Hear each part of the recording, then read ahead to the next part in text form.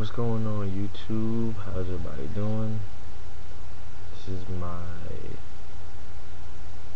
third video, or fourth video of 2009, I believe. This one I just want to talk about people that's important to me in my life right now.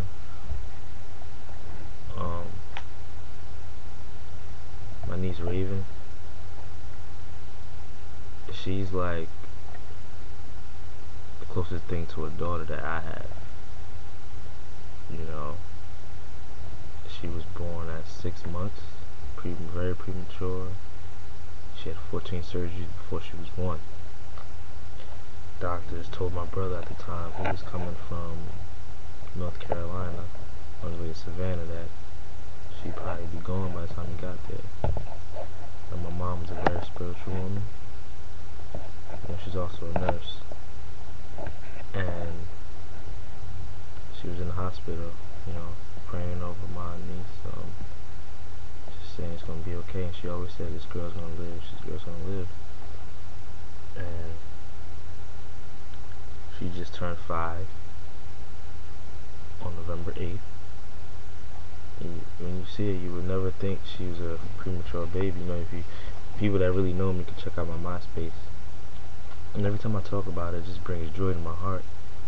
And it just makes me think like, wow, people take life for granted every day. And this little girl was fighting for her life. She had to use the bathroom through a outward tube and actually get fed through that tube too. And how the circumstances went, an accident happened, the bag was pulled out, and the doctor said let's keep it out, and actually, stayed out. She's been fine ever since, no problems. I love her to death. I would do anything for her, like, in a heartbeat.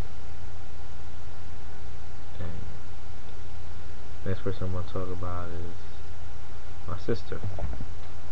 Now, me and her, we fight all the time. Not physical fight, but we get into it verbally, and, she says, oh, you always bug me when I'm on the phone. You always bother me, but it's all in fun. I love her to death also. And, she's like, the person that I'm supposed to protect. It's like, I could do something wrong and tease and stuff like that, but as someone else do it, it's a problem. But, even since we were younger, I always protected her, I always wanted to be right where she was. No strangers around her. I was very protective. And I still am. I love her. She's at that age where she thinks she's grown now. She's 15, I believe, 16. She's 15 actually. And she's at that age where she thinks she's grown. But we all go through this phase. I just hope she keeps her mind right. She can graduate in 2 years and go on to pursue college like moi. The next person I want to talk about is my brother. He's like I'm like his carbon copy. We don't look alike, but he played football, I wanted to play football. He lifted weights, I wanted to lift weights. He got all the girls, I wanted to get all the girls. He was a fast runner, I'm a fast runner. And being that I moved to Bayonne, he didn't want to move over here, so he stayed with my grandmother in Jersey City. He played for Dickinson High School. He was a standout player there. He started since his freshman year, and due to a knee injury, he didn't pursue, his football career in college. But he did, however, enlist in the Marines. He just came back from Iraq. If you saw my other video, he just came back from Iraq a couple of days ago. And he's a high rank, I believe, right now. I know he's a sergeant. I'm not sure how high of a sergeant he is, but I know he's up there with infantry and all that stuff. He has his music career going. I help him out with that. And yeah, he's just like, he's probably one of the only people that I can honestly say I just trust. Like, No, he won't beat around the bush with me. Keep straight forward. Never stab me in the back. And I'll do that for him. I'll do anything for him too. And, talk about my dad.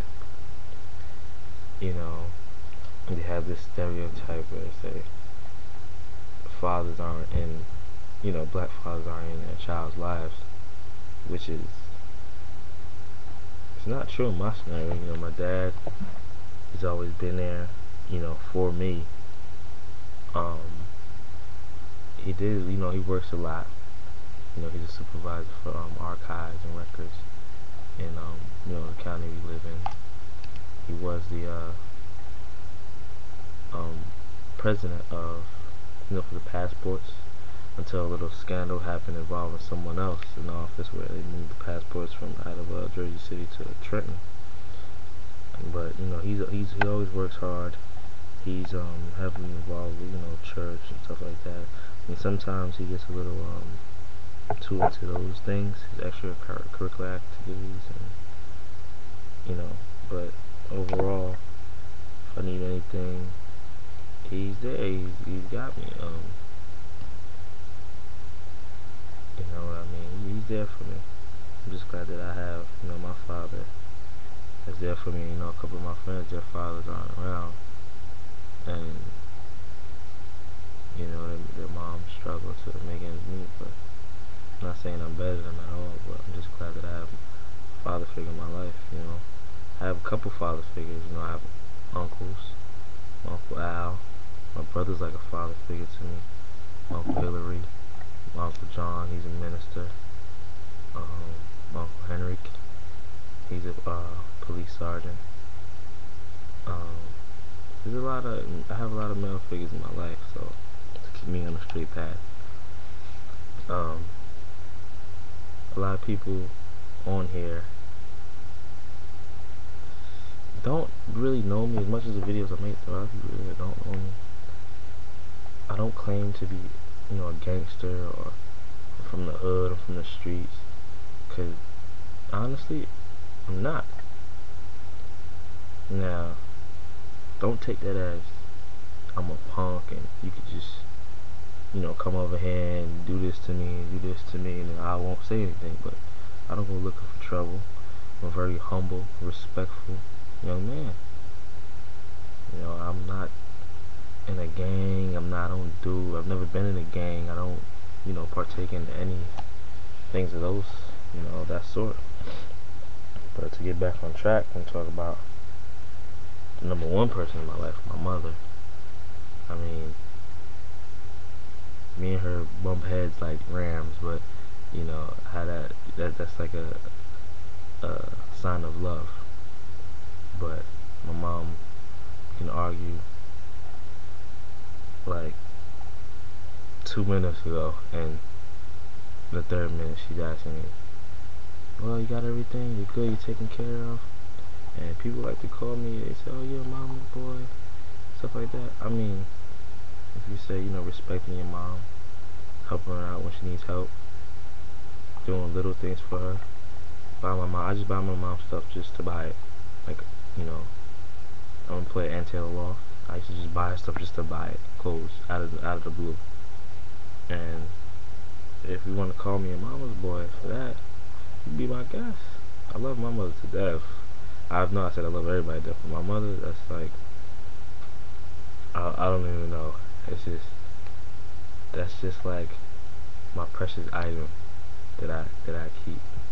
And without her, I don't know if I would be here. She has done a lot for me, a lot. I mean, there's been times where she's just giving me money for gas in the summer, like out of the blue. Like, I didn't need it, but she just gave it to me out of the blue. And I'll flip it, around. So I'll take it. I'll flip it around to go get her something. But my mom, I love her to death. And yeah, that's a little bit about